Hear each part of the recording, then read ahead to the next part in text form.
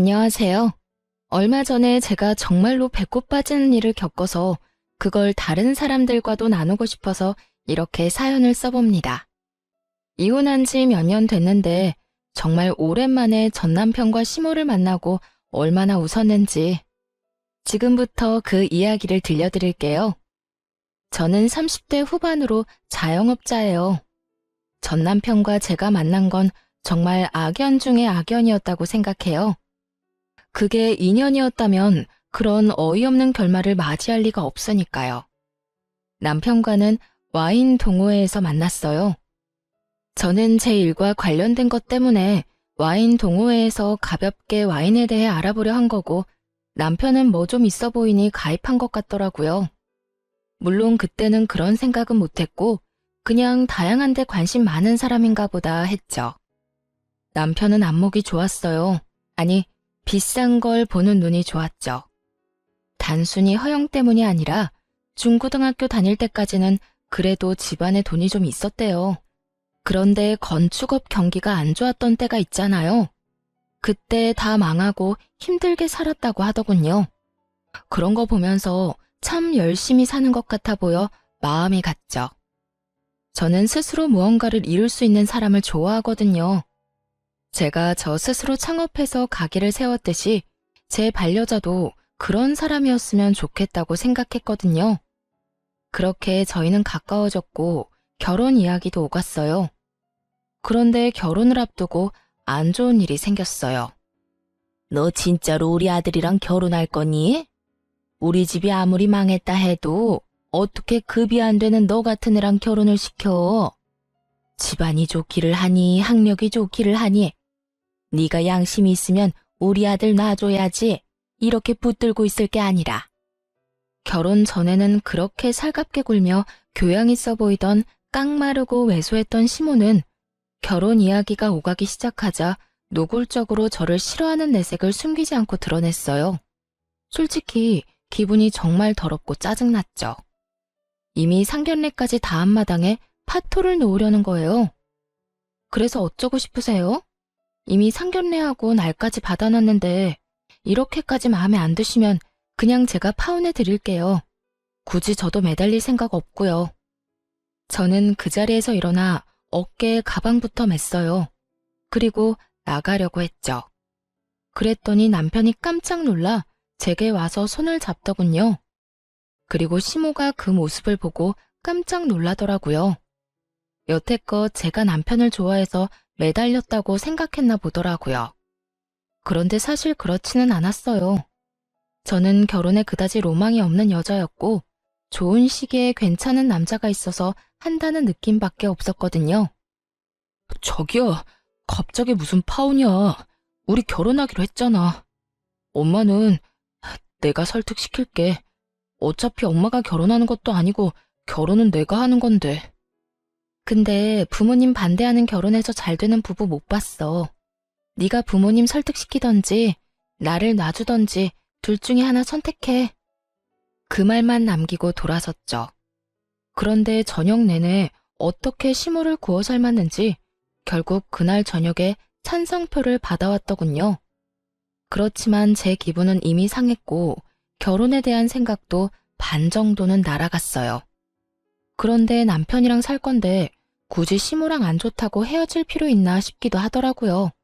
오기도 생겼고요. 그래서 결국은 무사히 결혼을 하게 된 거죠. 적어도 이때 그런 거 다 포기하고 헤어졌더라면 제가 그런 치사하고 더러운 꼴은 안 보는 건데 말이죠. 생각이 짧았죠. 그렇게 결혼을 하기로 결정이 된 상태에서도 시모는 여전히 저를 탐탁지 않게 보더군요. 자기가 생각한 틀이 있는데 거기에 맞지 않는다고 생각하니 모든 게 마음에 안 들어 보였겠죠. 그렇게 모든 것이 엉망인 채로 결혼식 날이 다가왔어요. 기분은 싱숭생숭했어요. 좋다가도 기분이 다운되고 기분 나빴다가도 곧 좋아지는 상황의 연속이었어요. 그런데 시모가 결국은 결혼식장에서 친정어머니에게 기분 나쁜 티를 내더군요. 그것도 아주 무식하고 예의 없는 단순한 방식으로요. 친정엄마가 생글생글 웃으며 시모와 인사를 나누려고 가까이 다가갔을 때였어요. 아직 하객들은 오지 않는 준비 시간이었는데 시모가 그런 친정어머니를 위아래로 훑어보더니 한숨을 푹 쉬더군요. 친정어머니도 어느 정도 사정은 알고 있었지만 그래도 끝내는 찬성해줬으니 좋은 마음으로 인사를 건네려고 다가간 거였어요. 사부인, 안녕하세요. 잘 지내셨죠? 그쪽 눈에는 내가 지금 잘 지내 보여요? 얼굴에 주름지고 표정 완전히 간 건 안 보여요? 네?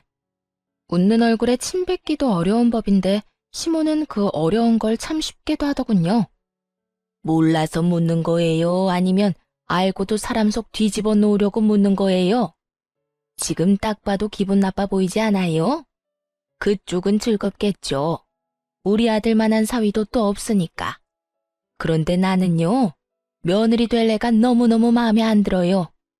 집안이 좋기를 하나, 학력이 좋기를 하나, 그렇다고 키만 몰대같이 크고 덩치도 크고 예쁜 구석이 하나도 없어요. 어디 내놓기도 부끄럽고 며느리라고 말하고 다니기도 부끄러울 지경인데. 제가 화가 나서 나서려는데 그때 친정엄마가 저를 막아섰어요. 그리고는 곱게 화장된 얼굴로 교양 있게 웃고는 시모에게 말하더라고요. 그렇게 생각하셨다니까 다행이네요. 뭐가 다행이에요? 내 말 못 들었어요? 아니요, 잘 들었으니까 하는 말이죠. 왜냐면 부끄럽기는 저희도 피차일반이라서요. 그런데 사부인께서는 참 용감하시기도 하네요. 그런 말 입 밖으로 내는 게 아무래도 부담스러우실 텐데. 그런 기색도 없이 생각나는 대로 말하는 거 보니 역시 대단하신 분이네요. 저 같으면 제 얼굴에 침 뱉는 짓은 안 하고 싶으실 텐데. 하긴 이미 더러운데 더러운 거 좀 더 묻는다고 더럽지 않은 게 되지는 않죠. 저는 친정엄마의 그 말에 속으로 터지려는 웃음을 막았고 시모는 그게 무슨 말인지 이해를 못하더군요. 그게 무슨 말이에요? 누가 더럽다는 거예요? 무슨 말을 해도 이렇게 빙빙 돌려서. 어머, 기분 상하셨어요? 이상하네요. 저는 사부인 하신 말씀 그대로 다시 포장해서 들려드린 것밖에 없는데.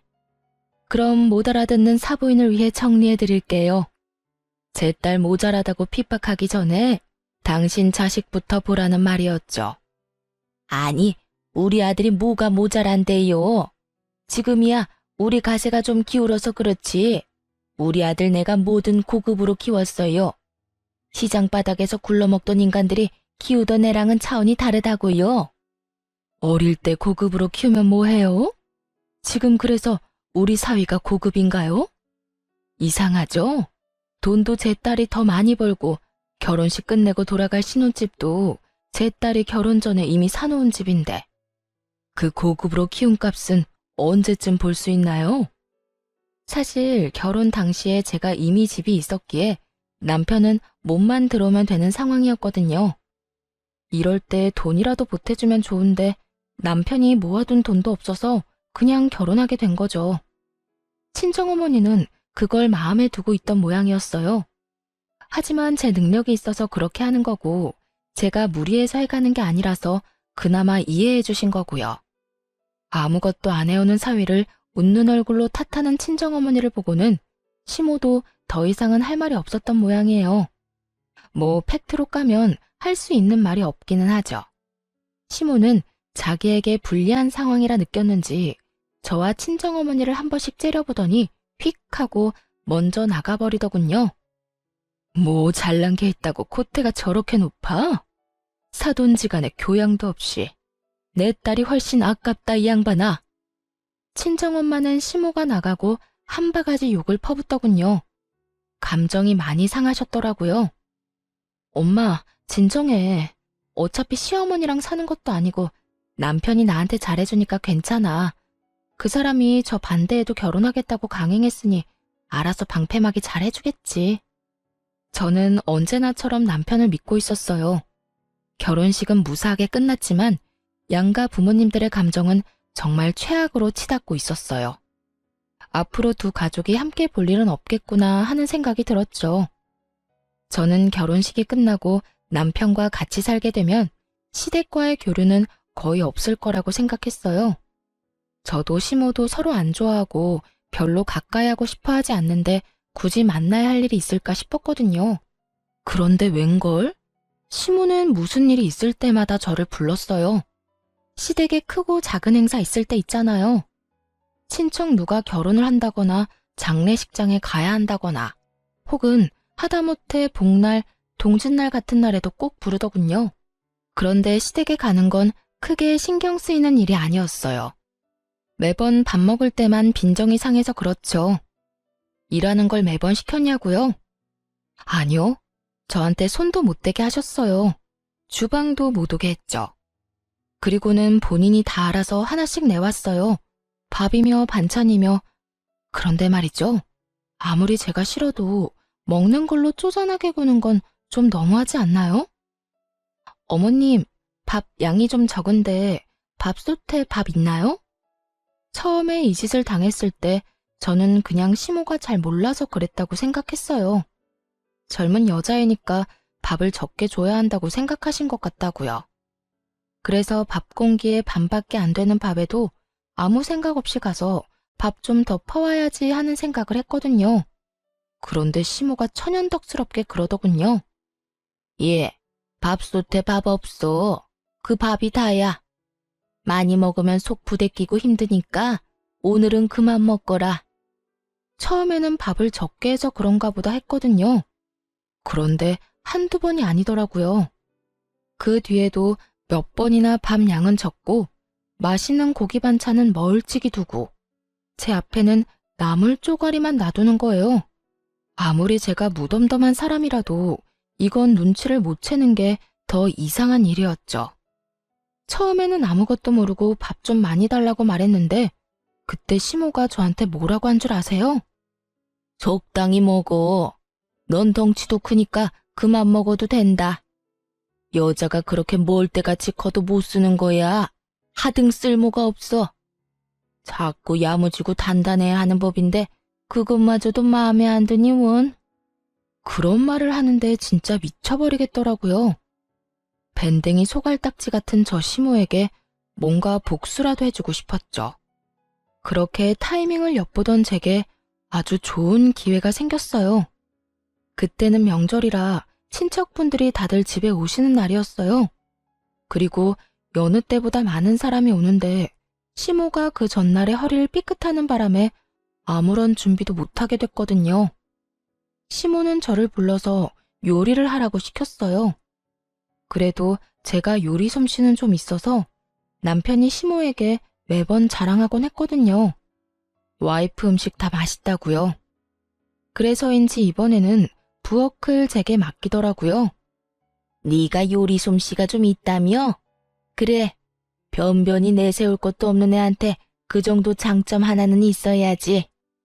할 게 없으면 그거라도 하는 게 맞고.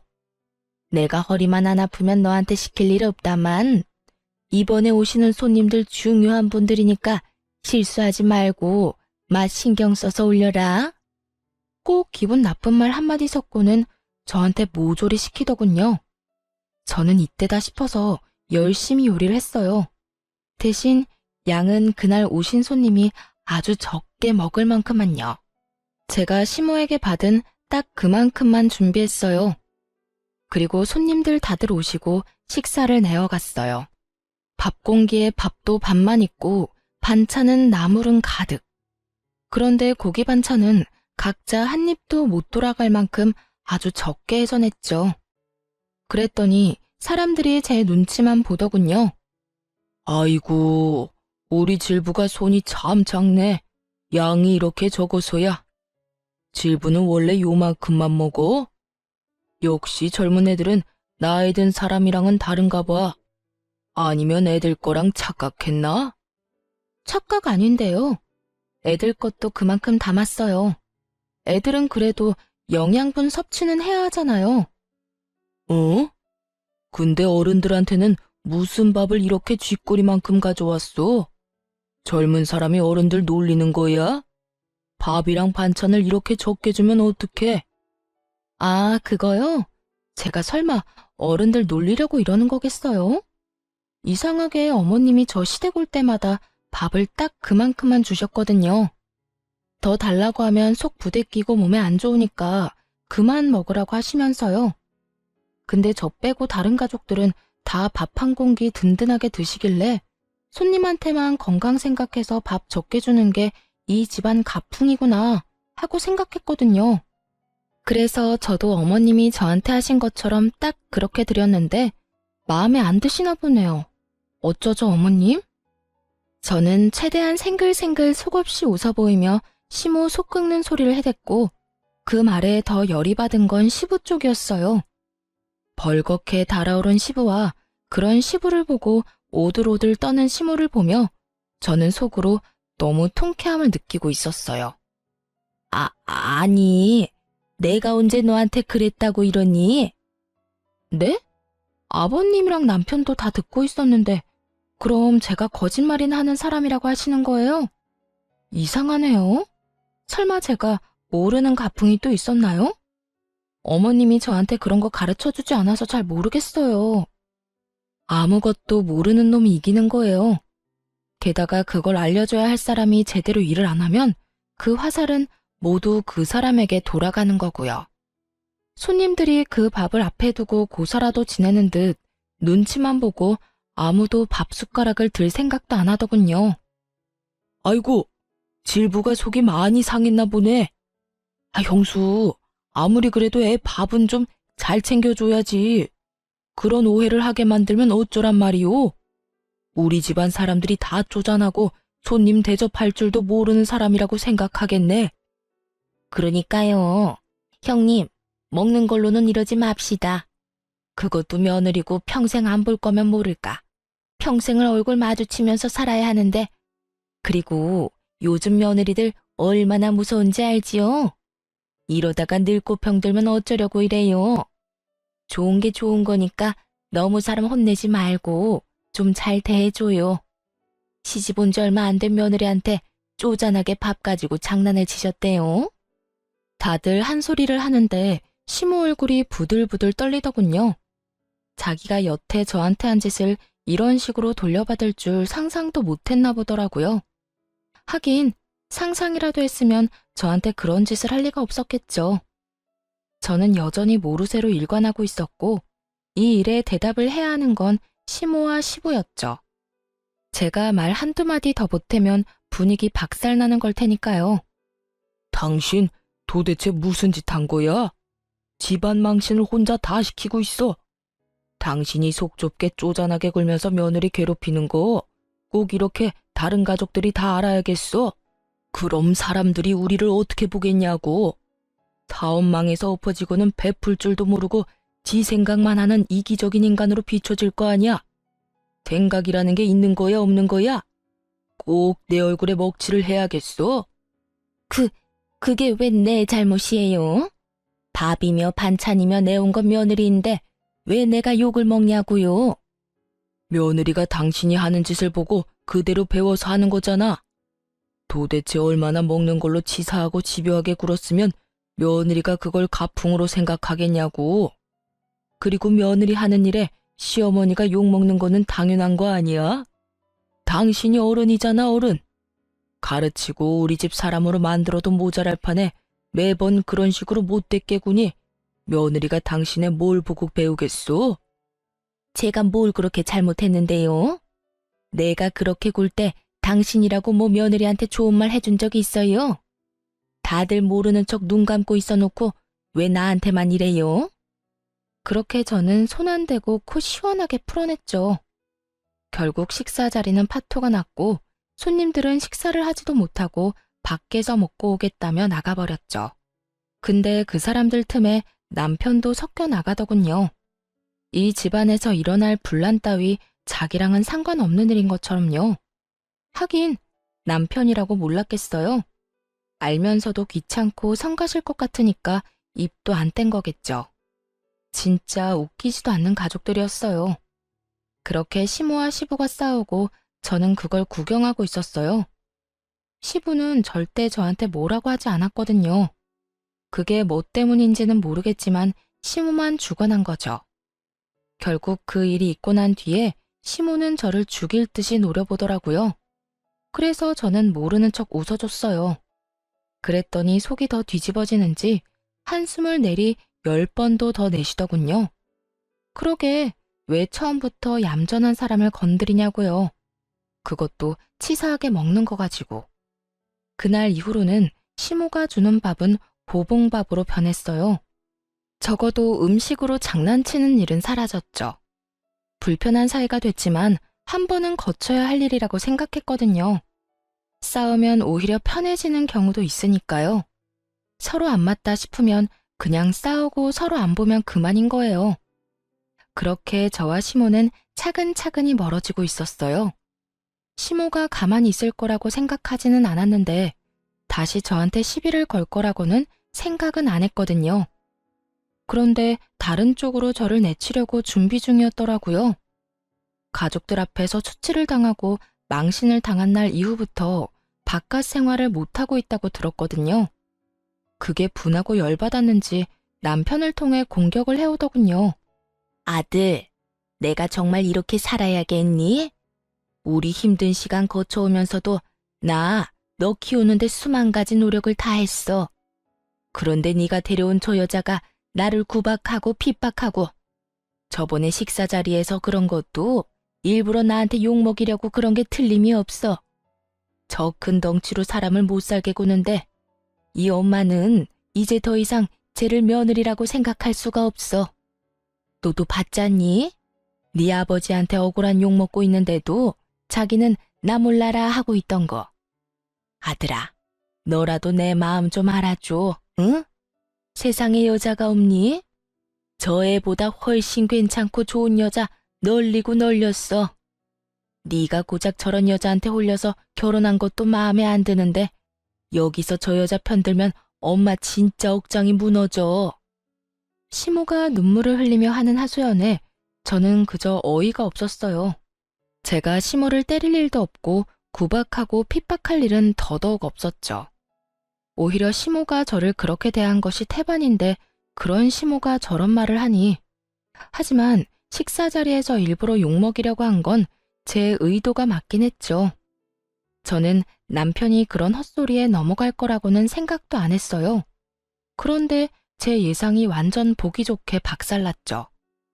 내가 저번에 가족들 왔을 때도 생각했는데 당신 좀 너무한 거 아니야?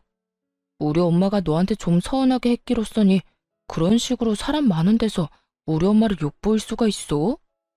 그 이야기를 듣는데 이성에 빠직하고 금 가는 소리가 환청처럼 들리더군요. 이게 뚫린 입이라고 함부로 말을 하더라고요. 좀 서운하게 해?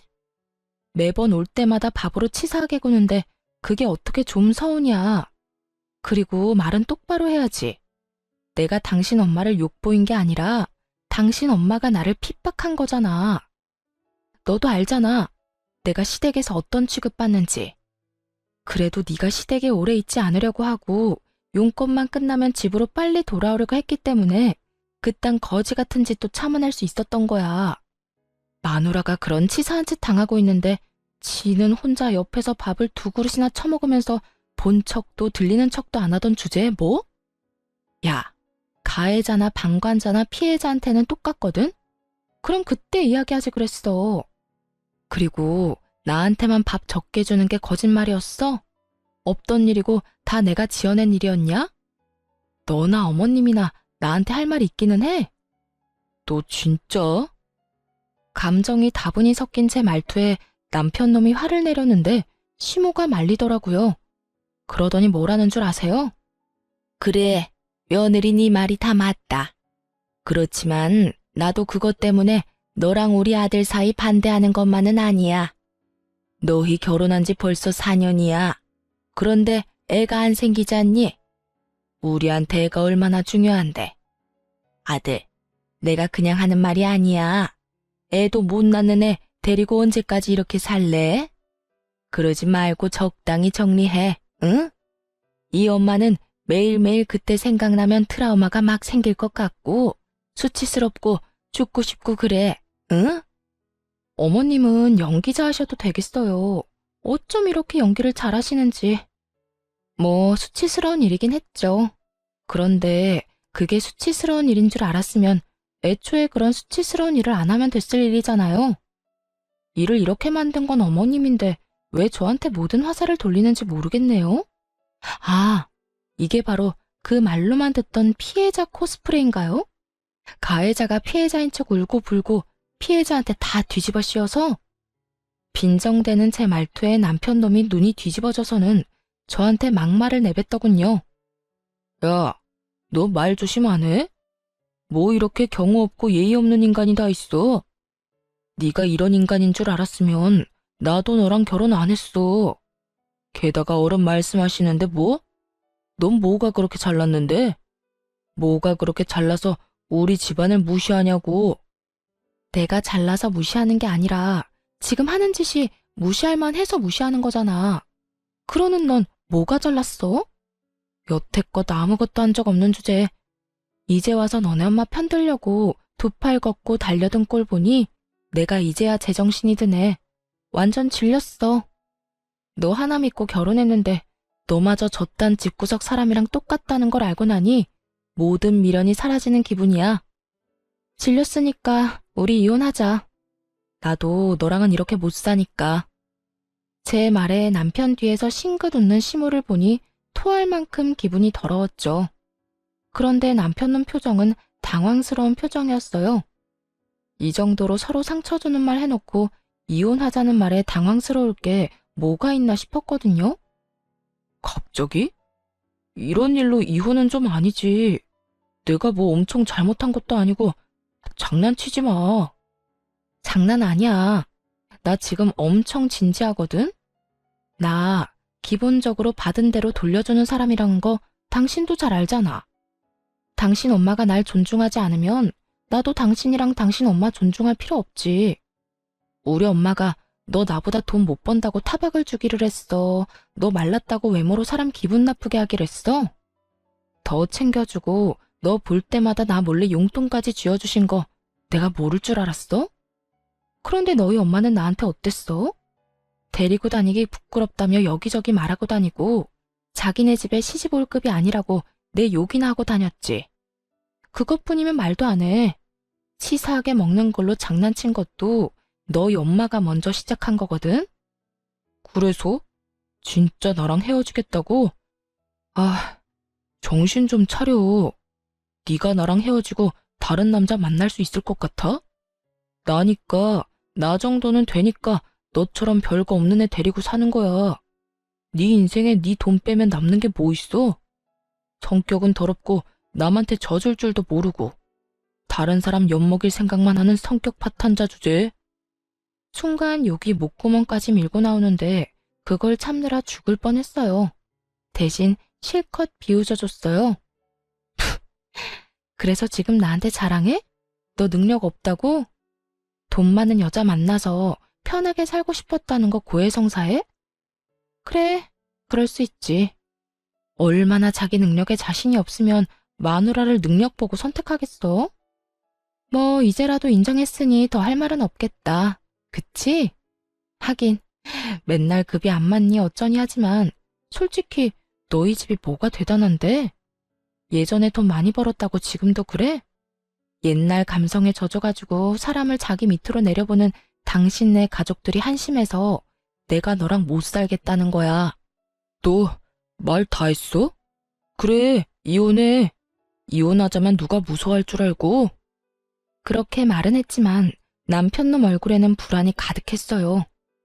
열받아서 말을 꺼냈는데 자기가 잃어야 할 것들이 이제 슬슬 눈에 보이는가 보더라고요. 저랑 결혼하면서 누릴 수 있었던 것들이었으니 불안하기도 하겠죠. 그렇지만 이미 입 밖으로 꺼낸 말을 주워 담을 수도 없잖아요. 그런데 그 와중에도 시모는 싱글벙글 웃고 있더군요. 아들이 이제부터 어떤 꼴로 살지는 예상도 못하고 그저 며느리 치웠다는 생각에 즐거워하는 것 같았어요. 그렇게 이혼하게 됐어요.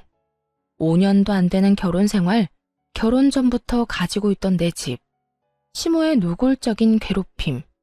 이런 것들 덕분에 저는 소송에서 유리한 위치로 남편 놈을 탈탈 털어낼 수 있었죠. 얼마 되지도 않는 짐 챙겨서 시댁 가는 거 볼 때는 얼마나 고소한지 웃음이 다 나더군요. 그리고 집에 온 아들을 보며 당황한 시모가 저에게 전화했을 때도요. 야, 왜 우리 아들 쫓아내? 아니, 아들이 나올 게 아니라 그 집도 재산 분할해야 하는 거 아니야? 결혼 전에 들고 온 재산은 재산 분할 거의 안 돼요. 특유 재산이라고 하더라고요. 그리고 결혼 기간이 5년도 안 돼서 이 집에 대한 기여도 측정에 어려움도 있고요. 뭐 제 입으로 말하기 입만 아프고 설명해도 못 알아들으실 것 같으니까 본인들 변호사한테 물어보세요. 그러면 빠르고 정확하게 왜 그 사람이 소송해서 졌는지 알려줄 거예요. 하긴 집안에 뭐 도움되는 일을 했어야 말이죠. 돈만 축내는 주제에 눈만 더럽게 높아가지고 욕심은 또 얼마나 많은지. 지 돈은 안 쓰고 매번 마누라 돈만 쓰려고 하는 꼴을 재판에서 다 보거든요. 그렇게 이혼 원한다더니 속 시원하죠?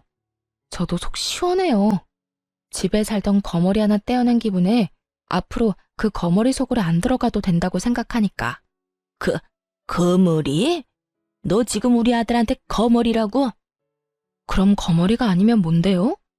이제 남남이니까 이런 식으로 전화해서 사람 속 긁지 마시고 변호사 통해서 알아보세요. 앞으로 연락하지 마시고요.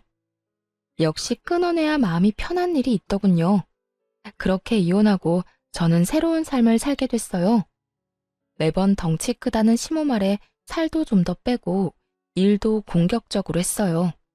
이때는 그런 생각을 했거든요. 영원할 줄 알았던 결혼 생활이 무너지니 남자는 곁을 지켜줄 수 있는 존재가 아니라고요. 내 곁을 지켜줄 건 돈밖에 없다는 생각으로 미친 듯이 일만 했던 것 같아요. 그러다 이혼 2년 만에 새로운 사람과 미래를 도모하게 됐고 결국 재혼을 하게 됐어요. 상대방도 재혼이었거든요. 직업은 동네 한의사로 금슬이 좋아 재혼한 지 1년 만에 아이까지 낳아버렸죠. 그날은 친정엄마 생신이라 아이와 친정 부모님을 데리고 퇴근하지 못한 남편을 기다리려 남편 직장에 가게 된 상황이었어요. 평소처럼 한의원 안으로 들어서는데 마지막 시간이라 사람들이 많지는 않았어요. 그런데 그 얼마 없는 사람들 눈이 모두 한 곳을 쳐다보고 있었어요. 이 쓸모없는 노이네. 내가 뭐라고 했어요? 밖에 나올 때는 좀 얌전히 있으라고 했죠. 왜 말을 안 들어요, 말을? 오늘도 굶고 싶어요? 네? 이런 식이니까 예전 며느리도 도망이나 갔겠죠. 덩치도 엄청 크고 목소리도 그만큼 큰 여자였어요. 그런 여자가 작고 깡마른 노인 한 분에게 큰 소리를 치며 손까지 치켜들고 있더군요. 우리가 보는 앞에서 손찌검을 하진 않았지만 버릇이라는 게 행동으로 나오는 거잖아요. 한 소리 듣는 노인은 몸을 연신 움츠리며 몸을 둥글게 많은 행동을 보이며 자기가 얼마나 자주 이런 일을 당했는지 몸소 몸으로 보여주고 있더군요. 뭐 저런 사람이 있지 싶었어요.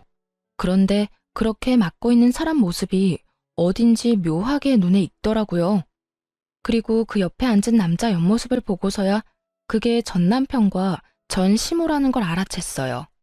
저는 친정엄마와 아이를 뒤쪽 잘 안 보이는 곳에 앉도록 만들고 그 사람들이 하는 짓을 쳐다봤어요.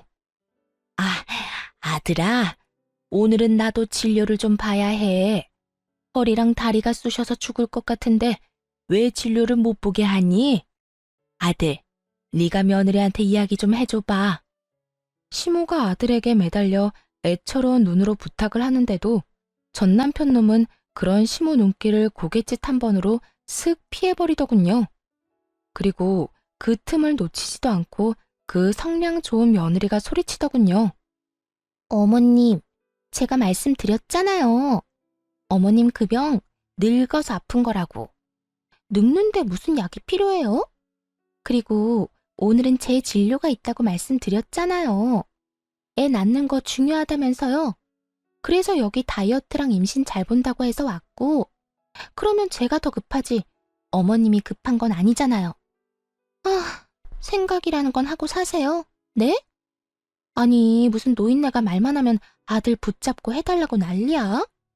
할머니한테 쓸 돈 없다고요. 다시 말해줘요. 이야, 성격 대단하더군요. 제가 치를 떨던 사람들 모두를 혼자 상대함에도 밀리지도 않고 오히려 압도하는 모습에 박수라도 쳐주고 싶은 마음이었죠. 이상하게도 저 상황이 노인을 괴롭히는 모습처럼 느껴지지 않은 건 아마도 제가 저들에게 당한 게 있어서 그런 걸지도 모르겠네요. 그리고 저 여자가 저렇게 구는 것이 아마 당한 것이 있기 때문에 나온 게 아닐까 하는 생각도 들었죠. 아니, 그러니까 오늘은 제발 진료라도 한번 봐주게 하면 안 되겠니? 기어 들어가는 목소리로 며느리에게 말하는 시모는 거의 귀도 못 펴고 말도 제대로 못 하더군요. 안 된다고요. 말 못 알아들어요? 아니면 귀 먹었어요? 제가 아까 말했잖아요. 그렇게 진료받고 싶으면 돈이라도 벌어오던가 아니면 아들한테 돈 벌어오게 하던가. 맨입으로 왜 자꾸 남의 돈 빼먹으려고 그래요? 나한테 뭐 돈 맡겨놨어요? 밥벌어지 같은 인간들이. 말하는 걸로 봐서는 전 남편은 직장을 그만둔 것처럼 보이더군요. 여자 쪽이 경제권을 더 쥐고 있어 보였어요. 하긴 입고 있는 것만 해도 그랬죠. 며느리라는 여자는 눈살 찌푸릴 정도로 명품 도배를 한 상황인데 시모는 제가 몇 년 전에 봤던 옷들을 여전히 입고 있었거든요. 게다가 관리도 제대로 안 되는지 다 쭈그라게 돼서 정말 보기 안타까울 정도의 수준이었거든요. 게다가 며느리가 한 번 큰 소리 내자 움찔하며 어깨를 움츠리는 모습을 보니 한두 번 당한 건 아닌 것 같았어요. 게다가 시모 움직임에 그 며느리도 같이 반응하더군요. 시모가 자리에서 일어나자 며느리가 시모 팔을 확 붙잡아 당겨 강제로 앉히더군요. 어디 가세요? 가만히 있으란 말 못 들었어요? 예, 화장실 좀 가려고 그런다. 그래서 제가 귀찮게 하지 마시고 기저귀 차라고 했죠. 밖에 나올 때마다 1시간에 한 번씩 화장실 간다고 하면 어머님 같으면 기분 좋겠어요? 다 늙어 빠진 노인을 데리고 다니는 것도 속상한데. 당신은 뭐 하는 거야? 돈도 못 버는 주제에 앉아서 꿀 빨려고? 당장 같이 화장실 갔다 와. 전 남편은 엉거주춤 일어나 시모를 부축해 화장실로 가더군요. 정말 헛웃음이 입 밖으로 마구 튀어나오더군요. 이게 바로 여우 피하려다 호랑이를 만난 사람들의 모습 아닐까요? 시모의 모습은 호랑이보다 더 무서운 존재를 만난 것처럼 보였으니까요. 화장실이 저희 쪽 통로에 있어서 지나가는데 전 남편 놈이 저희 친정엄마를 알아본 것 같더라고요. 그런데 이미 화장실 가는 중이라 눈으로만 빤히 쳐다보고 들어가더군요. 그 사이 전 남편의 재혼녀가 제 남편 부름을 받고 진료실로 들어갔어요. 그런데 정말 웃긴 게 밖에서 시어머니 쥐잡듯이 잡던 여자가 간호사가 부르는 이름에는 네 하면서 굉장히 애교 있는 목소리로 답하고 들어가더라고요. 그 차이가 너무 뻔히 보여서 웃겼죠. 전 남편과 전 시모가 화장실에서 돌아오는 길에 자기 마누라가 없는 걸 확인하고는 저희 친정엄마 쪽으로 다가오더군요. 오랜만입니다. 그래, 오랜만이네. 이런 데서 볼 줄은 몰랐는데 한국도 참 좁군. 그렇네요. 잘 지내셨죠? 잘 지냈지. 근데 자네는 잘 지내는 것처럼은 안 보이네만. 엄마의 뼈 때리는 말에 전 남편이 잠시 멈칫하더니 씩 웃으며 엄마에게 한마디 툭 꺼내더군요. 그 사람은 잘 지내고 있습니까? 결혼은 했어요. 그 성격에 재혼하기 힘들 텐데. 떨어진 자기 자존심을 나로 회복하고 싶어 하는 것 같더라고요.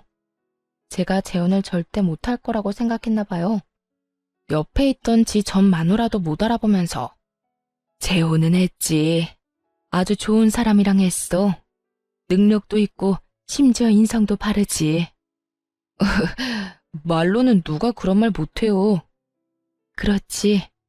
그런데 자네도 내 사위 직장에 와 있지 않은가? 사위 직장이요? 그래. 여기 한의원 원장이 내 사위일세. 자네도 진료보니 여기 온 거 아니야? 사람 참 괜찮아.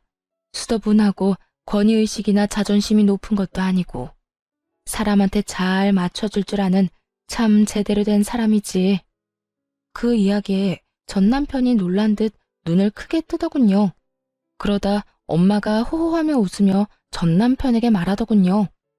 오늘 내 생일이라고 사위가 식사를 같이 하자고 하더라고.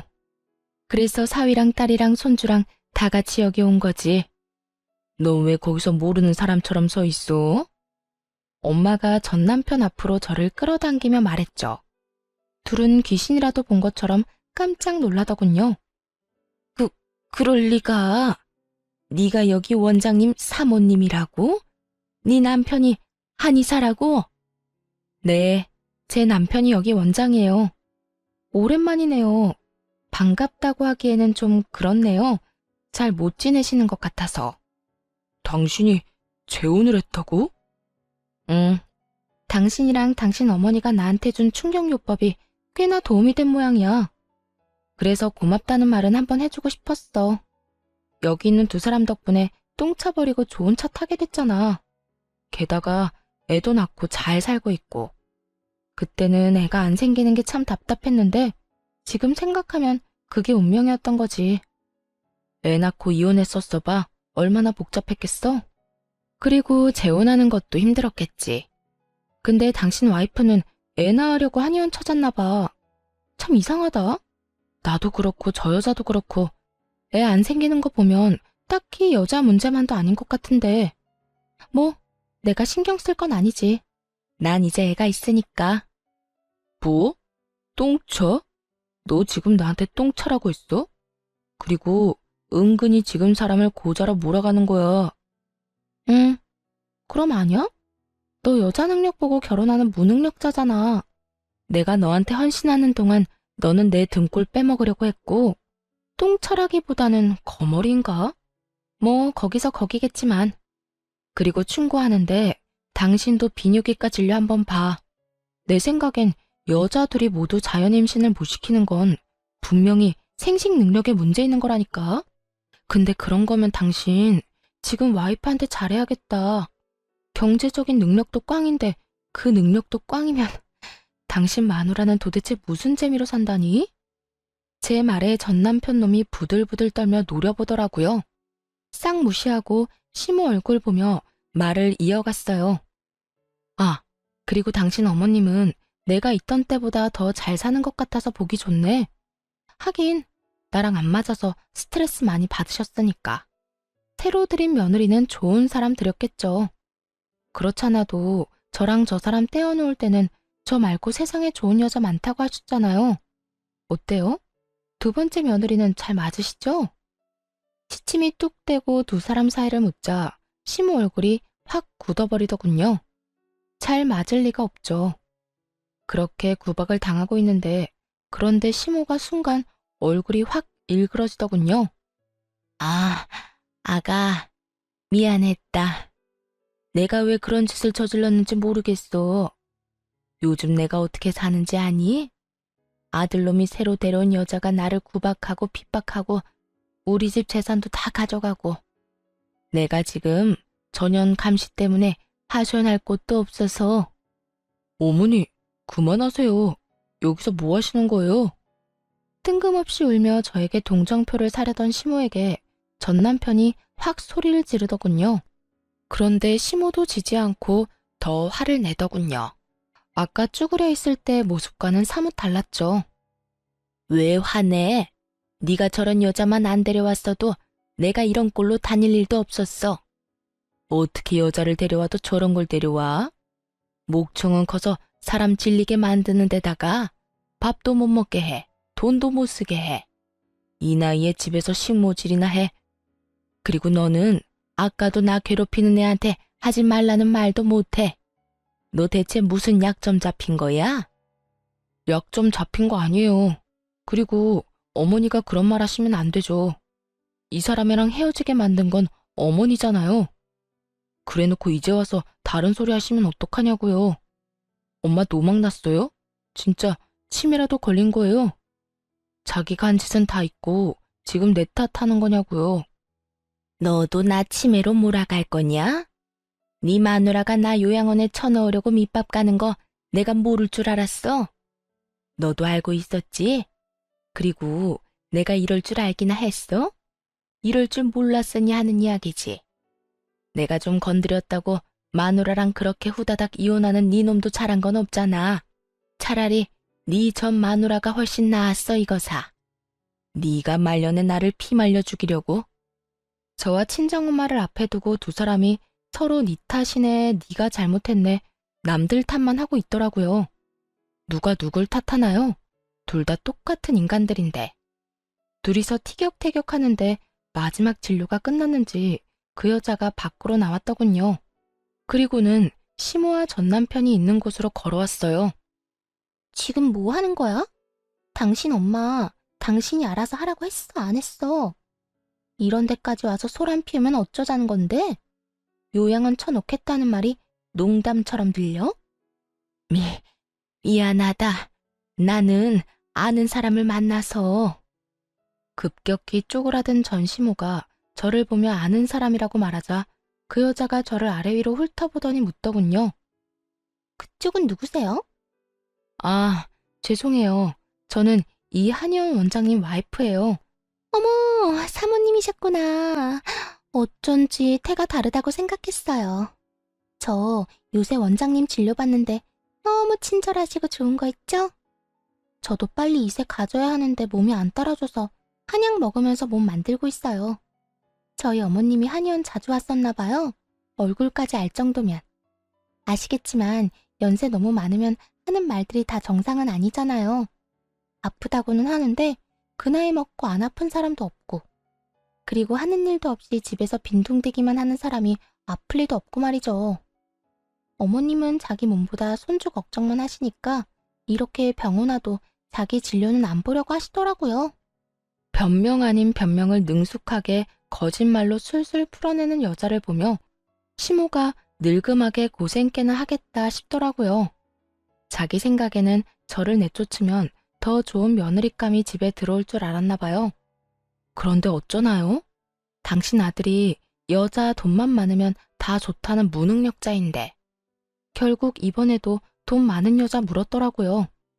대신 저보다 더 기골이 장대하고 손도 소뚜껑처럼 커서 맞으면 아플 것 같은 여자를요. 여보, 뭐해? 가자. 여기서 이러고 있을 시간 없어. 시간이 없기는? 너 시간 많이 남잖아.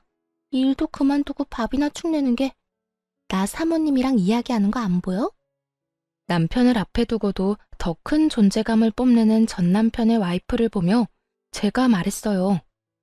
두 분 참 잘 어울리시는 것 같아요. 보기 좋아 보여요. 어르신도 잘 모시고. 남편분이 복 받으셨나 보네요.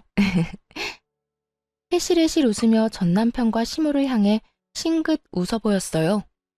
꼴 좋다고 말하는 걸 찰떡같이 알아들은 두 사람은 표정이 썩어갔고 그 앞에서 아무것도 모르는 전 남편 와이프는 웃으며 손사래를 치며 말하더군요. 어머, 사모님, 진짜 말 너무 예쁘게 하신다. 사모님이야말로 원장님이랑 너무 잘 어울려요. 그렇게 인사치레 말 한마디 건네고 세 사람이 마지막으로 한의원 밖으로 빠져나갔어요. 그리고 그 뒤에 남은 저와 친정엄마는 배꼽 빠지게 웃었죠. 예, 내가 속이 다 시원해. 어쩜, 너희 예전 시어머니 어쩌냐? 저기에 비하면 너는 완전 순둥이였는데. 나 버리려고 할 때는 미래 같은 거 몰랐겠지. 뭐 자기 무덤 자기가 판 거지. 저런 사람인 거 모르고 결혼했겠어? 딱 봐도 여자 돈 많아 보이던데. 또 돈 많은 여자 잡는다는 게 이번에는 더 독한 사람 고르는 바람에 저렇게 됐을 테니 말이야. 사람 앞길 참 모르는 일이야. 그 고약한 사람이 저렇게 구박받으면서 살 줄이야. 정말 너무 웃겼거든요. 저 이혼시키려고 없는 이야기 지어 만들 때 자기가 구박당하고 핍박당했다고 했었잖아요. 그런데 지금 그 말 그대로 당하고 있는 꼴을 보니 말이 씨가 됐다는 말이 떠올랐거든요. 자기 미래가 저렇게 될 줄 알았겠어요? 아마도 나오는 대로 아무렇게나 짓거렸겠죠. 그런데 그게 저 사람의 미래가 됐으니 정말 세상 참 신기한 일도 다 있더군요. 몇 년 만에 오랜만에 만난 전 남편과 전 시모의 이야기. 재미있게 들으셨을지 모르겠네요. 제 생활이 요즘 안정적이고 편안하다 보니 이제는 이 사람들 이야기도 그저 웃으며 넘기는 일이 됐네요.